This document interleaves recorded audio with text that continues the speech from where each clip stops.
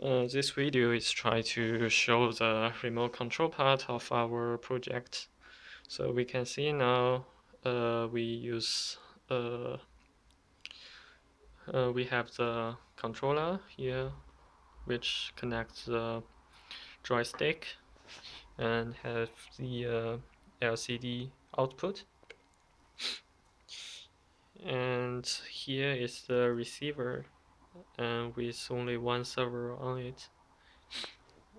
And for the controller, actually we implement two parts. One is this button, which is used to change the mode of the controller. And right now we only have one is for control and the other is for settings. So now you can see like the throttle and direction. You can see the numbers, which is just where the joystick is. So if we move the joystick, and you will see the number will change. Yeah.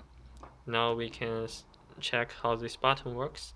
If we press once, it will not.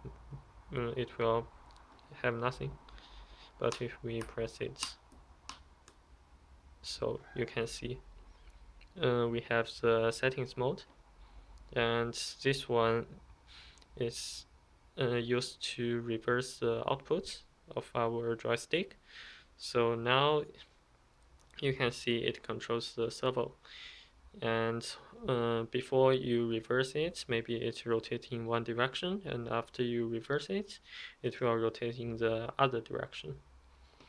So for now, the reverse is on, and we just go back to control mode and see how it works.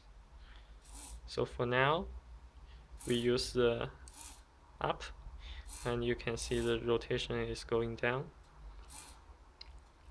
And now we go to the settings, and we turn the reverse off, and we go back, and we can see we also use we use up and C. Now the rotation has changed. So this is what we have implemented.